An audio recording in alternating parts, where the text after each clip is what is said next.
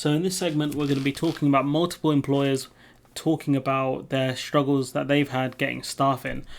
So they mention haulage, agriculture.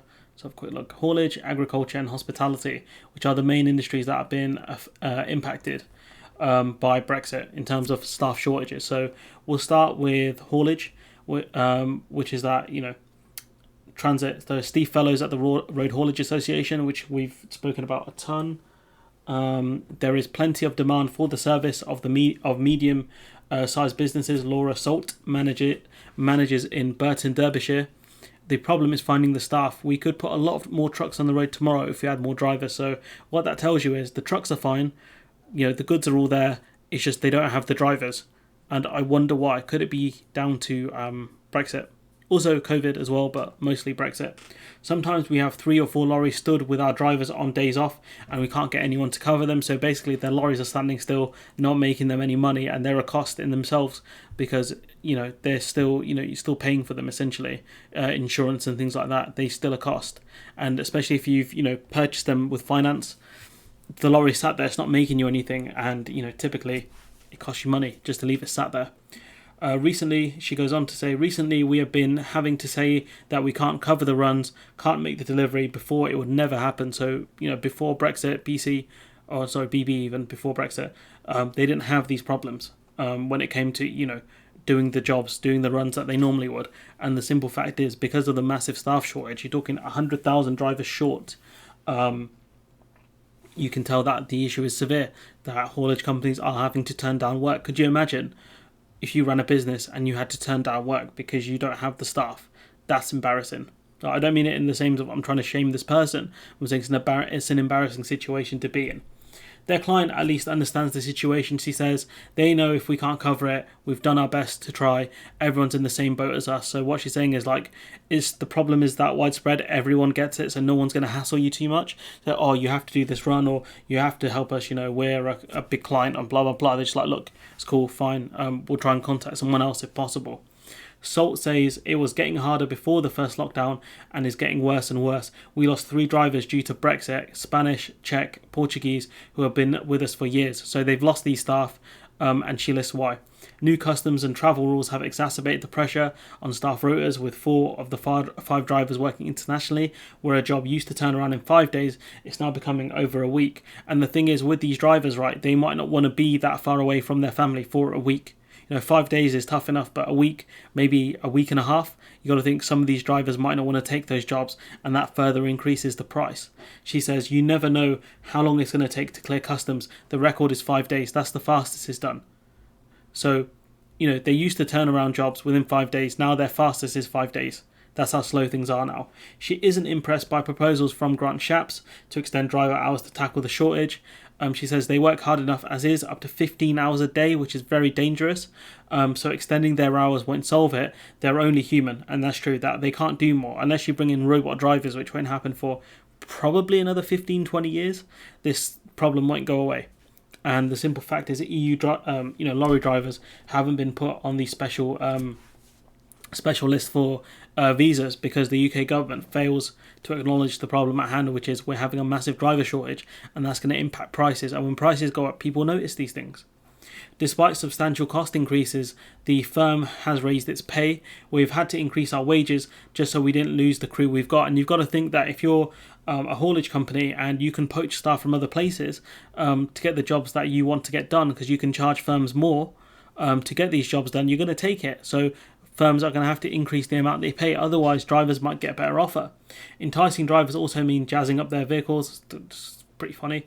The first thing most people ask at interview is, what kind of truck I'll be driving? They want light bars, spotlights and things. We haven't got any fleet spec trucks. It's all added extras. Pimp my truck. So she finds a bit of humour in this, kind of. But you can see that haulage is in a massively horrible situation. Salt goes on to say it's going to have a massive effect on getting food on shelves. We're seeing that already. Christmas is when it's going to really hit, when orders go up drastically. And the thing is, if the UK doesn't relax visa rules around drivers, we're going to see a massive problem at the end of the year, especially when import checks start happening as well. Next year, that's when we're going to see even more problems. Agriculture, so this is at Winterwood Farms. Sharon White, the harvest manager, she goes to say that we had 28 workers today and we could do with 20 more people. That's how many people they need, because that's how busy it is right now. We had 21 drop out in the last 14 days. She has Sharon White in charge of recruitment and worker welfare. About half of them from Slovakia and Bulgaria have applied for pre-settled status in the UK but have not had it confirmed yet and are too nervous about their status to pay for flights and COVID tests to come over. So because their status hasn't been confirmed because the government is taking too long, they're not going to come here because they might not be able to work and they'll face deportation. So they'll have to pay for flights, pay for COVID tests, and then come here, lose all that money, get sent home. And they don't want to do that, which is absolutely fair enough. It makes perfect sense. The government is struggling with a huge backlog of unprocessed applications. That's another problem. And they simply don't have the staff to deal with it. So this summer is basically a write-off for a lot of farms. Working at the farm, Ivan Delchev, 22 from Bulgaria, who has pre-settled status, says it's harder to come because the cost of the flights and food has gone up as a result of COVID, crisis and Brexit. And the thing is, obviously the pound has gone down as well, so it makes their living costs go up, but also kind of that money when they when they exchange it to wherever their native currency is, be it euros or krona or whatever, that makes it less viable to come to the UK because you're not making as much as you did before. So this Ivan fella, he's one of the fastest pickers, earns £13.56 an hour on the harvest day, but is not sure if he'll be back next year and wants to look for a permanent job in Bulgaria once he finishes his studies in computer design. So what you have is a uni student who uses his summer to pick fruit in the UK, who might not come back because he's going to graduate, but also the fact that, the job isn't worth as much as it used to be before, and he might be able to find a job maybe in another country doing fruit picking, which will pay more, relatively speaking, in terms of how much money he will actually have to spend on living costs and also exchange rates. Fruit pickers are paid at least the national minimum wage and get extra if they beat their target. The best is more than £100 a day, much more than most East Europeans would make at home, which is why the jobs are so enticing in the UK, even to do hard labour jobs like this. But since Brexit vote in 2016, the numbers of seasonal workers coming to Britain for the summer months have diminished. Let's not forget we had to fly in a lot of Romanian workers to start picking fruits last year because British people don't want to do these jobs because they're very hard labour for very low pay. That's the top and bottom of it. It's very hard to do this sort of work. The soft fruit industry, which needs at least 70,000 seasonal workers each summer, is 5,000 pickers short this year, says Nicholas Marston, the chairman of the British Summer Fruits. There are so many groups like this, it's unreal. The government raised the number of temporary T5 visas to 30,000 this year from 10,000 in 2020, but there are further 30,000 returnees from Eastern Europe who have settled status in the UK, so they need 70,000 workers. The UK have increased the visa amount to 30,000 and there are 30,000 retainees, so they're short. It's not 5,000, surely it should be 10,000 if my maths is right. They would be short about 10,000 seasonal workers by the looks of things, so it's very odd, this section here, probably why I highlighted in two different colours. But the simple fact is, because there's a worker shortage, these workers can charge more for their labour, which then pushes up food prices. I have no qualms with farm workers demanding more money because they're in demand right now. No issue with that. Know your worth. If you want to strike or whatever, get more money, get paid what you're worth. The issue is that because of the way the system has been built, we need farm workers to come in. Otherwise, you get crops rotting in the field and you have farmers who have wasted so much money on growing these crops, making a massive loss on these. And that's, again, due to Brexit. And we can make the point that farmers predominantly voted for Brexit because they thought they would keep the single market, the benefits of it, and get the other markets. They haven't got either. So, do I feel sympathy for these farmers? To an extent. But the simple fact is these jobs are hard and they don't pay much. And maybe that's something that the country needs to look at. Maybe that farm workers do deserve to get paid more, which I think they do. And that's going to happen, hopefully. However, Stephen Taylor, Winterwood's managing director, says the T5 visa scheme is a complete balls up. That's his words, not mine. Partly as workers cannot move between farms and partly as government did not process the visas in time for people to come to travel. There's one other grower who has 20 people on T5 visas and would let us have them for all of July during a lull in their production, but can't employ them. They would just be sitting in a caravan. And that's another problem for these workers wanting to come here, that if they go to one farm, say they're growing a particular crop that they have to pick in, say, June, And then there are other crops and other farms that are going to be picked in July and August, but because of their T5 visa, they can only work at a certain farm. It's not going to be worth their time coming here because they're only going to be able to work for a month and then go home. And then, like he's saying, they're going to be sat, in a caravan or sat at home because they can't do anything. They've been benched because of the way the visa system works. Instead of creating a T5 visa, which allows workers, seasonal workers to work at any farm, they have to work at specific farms. Another massive oversight from this government, who are the lords of the frauds. Hospitality. So this is the third major one that's been impacted. With tourists staying away and business travel down, London's hotels are only welcoming a fifth of the guests they had 2 years ago, but it's proving difficult to find staff as customers. So, the fact is, because we've been in lockdown, there are obviously less tourists and less people travelling, but their difficulty isn't in getting customers, it's getting staff, which is crazy considering the lack of customers. So the Stafford collection is looking for 50 staff on top of the about 200 currently employed. So they're looking for a massive increase in staff due to the fact that as lockdowns kind of end, you're going to get an influx of tourists and also travellers, people looking to go on holidays, etc., to places like London who might stay at a hotel like this, but the hotel won't be able to take them because they don't have the staff.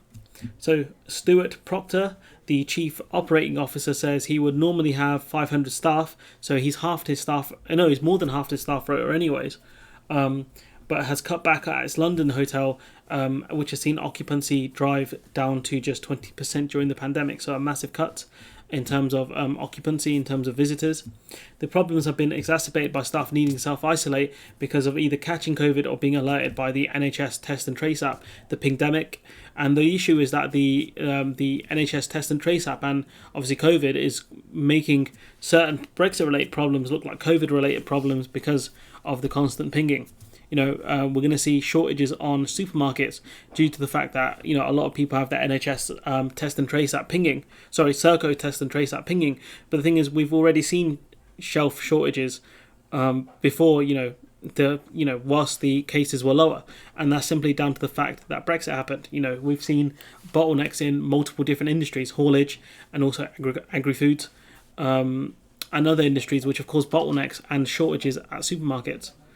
But the government are going to hide that once again with the pandemic. So Proctor warns once business levels lift, especially in the London hotels, we're going to have a significant problem. He says there is a particular problem with finding kitchen staff and chefs. That's something we mentioned in the past. But the group is also trying to hire housekeepers, bar staff and receptionists. Kitchen staff and chefs. That's a very, these are very hard jobs, very hot kitchen, not the best pay, and there's been a massive shortage of kitchen staff and chefs, but also the fact that he's struggling to get housekeepers, bar staff and receptionists tells you that this is a massively wide-ranging shortage. Typically you could get people who are just visiting the country, might pick up a part-time job to help them with their living cost of staying within the UK because they want to stay here for a few months. But the simple fact is, this company's struggling. A lot of chefs across the industry were put on furlough and have found other jobs. Like I said, being a chef is very difficult, and if you could find maybe a less demanding job, you might well take it, and that's going to push up the wages of other chefs because these people know there's going to be a shortage in the industry, so they can start charging more. So chefs, more social hours that don't require them to work on the weekend, because chefs work, a lot of hours, and with less pressure for similar pay. So they found better jobs with similar pay. That's a win-win for them. But the biggest problem is the visa issue. About 80% of Stafford's group's workers come from Europe, and during the pandemic, many returned home to Spain, Italy, or elsewhere to stay with family. Many of those workers have either found themselves unable to return because of visa issues after Brexit ended freedom of movement, or are unwilling to come because the UK, because of COVID fears. So they fear that if another lockdown happens and they come back here, they've wasted their money essentially.